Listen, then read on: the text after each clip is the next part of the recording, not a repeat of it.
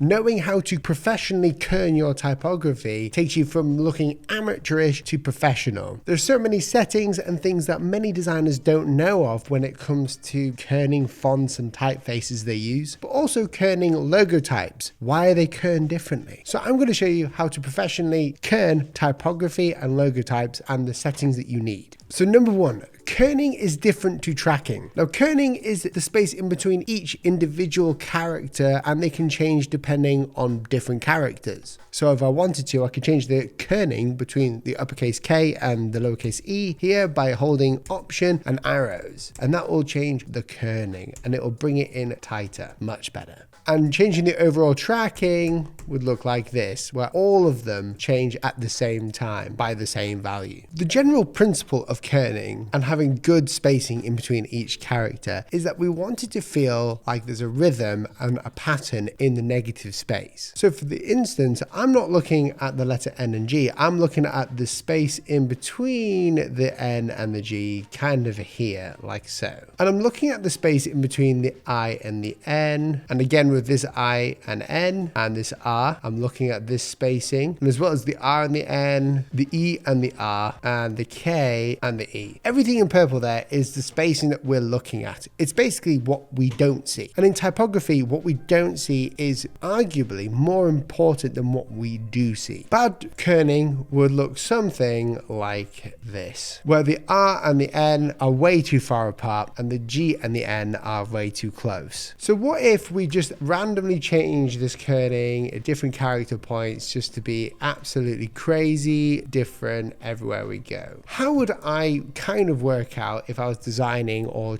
creating a logo type what the kerning should be? Well, there's a few methods. The first one is we're going to look at the counters. The counters are anything that's inside of a shape or a glyph, like the letter G. If we see this inside of here, this is the counter. Now, generally speaking, what you can do is you can take one of the counters by half, so roughly this shape here, and we can track the lettering so that it's roughly about half of the counter size. And that will give you a really good baseline for where it should be. Apart from the G, where you've got to be a bit more careful because it's curved, think of kerning like this. We are trying to fill up each negative space with the same amount of fluid. So see it as a jug that you pour water in and it will kind of flow inside like so. We want that to be the same across every letter form, but it has to just appear the same. We're not looking at volume. And why do I say that? A lot of people get it completely wrong. They try and like use a square like so. They might do half a counter like that. And then, okay, we're going to use this shape as the main shape. And they try and kern like this, where, you know, this must be mathematically correct. They try and make it so it's perfect, right? And in doing that, you're actually missing something fundamental in typography, which is that between each shapes, the shapes act differently. If it's a curved shape, let's say like the letter E, it's going to have a tighter kerning to another letter. And that's because it's round. Let me explain. Let me create a couple of shapes. I'll create a square and let's make a perfect circle. Now this is mathematically on the same height here. But when I zoom out, it does not look like it. It looks like the circle is actually smaller than the square. And that's because it's circular. We have to do something called overshoot across these lines here. So it actually has to come up a bit higher. But it also works the same in relation to the square here. Let me duplicate these across a couple of times. And let's put two circles together. We'll separate them like so they're perfectly even. So now that we've spaced them all so they're mathematically the same distance apart, if we zoom out, you can see that the circles themselves don't feel like it. Our brains are telling us something different. So mathematically, it's correct. Optically, it's wrong. So what do we do? Well, that means that there's a rule. The rule is that these circles need to actually be closer than the squares need to be to look correct. And it also means that anytime there's a rounded shape, it needs to be closer to any shape, even if it's rounded. More like this. Now, although these shapes are not mathematically the same distance apart, they appear to be. If I take you into a logo type that I've been working on called Magic, I've got a video if you want to check it out down below, you can see that I've kind of gone for one counter's depth in between each one. And if you look at each letter letterform, they've all got different kind of kerning towards it. This G is kind of rounded, and that's meant that I've had to mess around with it quite a lot. I've had to make sure that this C is closer to the I rather than keeping it the same distance away from the G. But also the I needs to be close to the G because it's rounded. If we take a look at the scroller box logo type that I've designed, you can see that it follows a rhythm. The space in between each letterform feels different in size, but feels the same in volume. And we can see this by zooming out. And the same is for every font. They have actually gone in and created the tracking values. Now, this video is sponsored by FreshBooks. Are you constantly chasing late payments, wrestling with clunky spreadsheets and trying to figure out which invoices have been paid? That used to be me.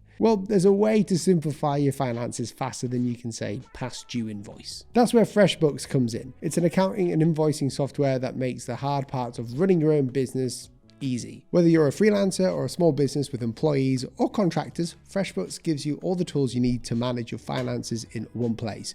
We've been with FreshBooks for so many years and we've been sponsored by them. We truly believe in them. With FreshBooks, you can create and send professional invoices that get you paid faster thanks to the flexible payment options like credit cards and bank transfers. You can pay employees, contractors, and collaborate seamlessly with your team and clients. And most importantly, keep your books all organized from one single intuitive platform. And right now, there's a brand new offer just for my channel subscribers, you.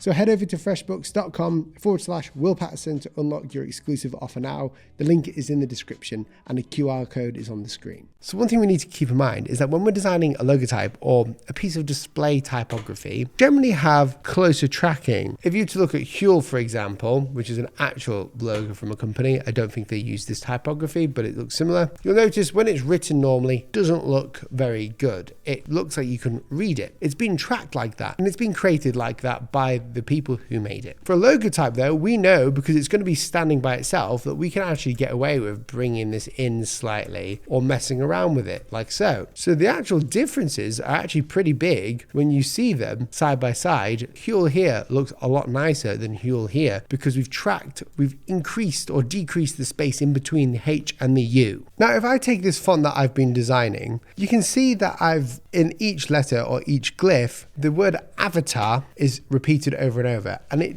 really doesn't look like it fits or matches it very well, as you can see here. It kind of hasn't got a flow, even though they're the exact same distance away. The actual size is 665, and on the V it's 665. On the T it will be something similar, 665 exactly. Now the problem with that is that we need to create kerning pairs, and the letters A, V, W, anything that's kind of pointy, and T have very strange kerning pairs. And what you have to do is something like this, where when you've kerned it correctly, you should see that the pattern in between each of the letter forms actually looks correct. And it looks like a pattern, it looks like a rhythm. But how do we make sure that your font is kerned correctly? One way to do it is, if I use this example here of Huel, is we can blur it. I'm going to go into the effects and we're going to add a Gaussian blur to this. And we're going to blur this until it's kind of hard to see. So it looks like you're squinting. I'm going to press close. And the great thing about Affinity is that it's a live text, so I can just move that slightly if I need to. The way that I'm seeing there is that I'm looking for hotspots, any place where it feels any darker or lighter than it should be to fill all the way around it. A great way of kerning is by blurring and just seeing how it looks when it is blurred, because it stops you reading it and starts getting you to see the shapes in between. Okay, so we've got the blur there. The other thing I like to do is I like to make a copy and I like to flip it. We can flip it upside down or back to front. Something I like to do is just flip it horizontally, and it stops you reading it. And what this does is it changes your brain and it allows you to see in between the shape a bit more. Like for instance here, the E and the L, even though the E is rounded, the L is far too close in comparison to the whole shape. So I'm going to just bring the L slightly out by a couple of arrow presses, and then I'm going to just flip them back round, and instantly I think that looks a lot better. Similar with the E, I might move that out slightly. Nope, I preferred it when it was back in. Let's flip them again. Nice. I think that is correct right there. The other thing to keep in mind with tracking is that it depends on the type of type that you're using.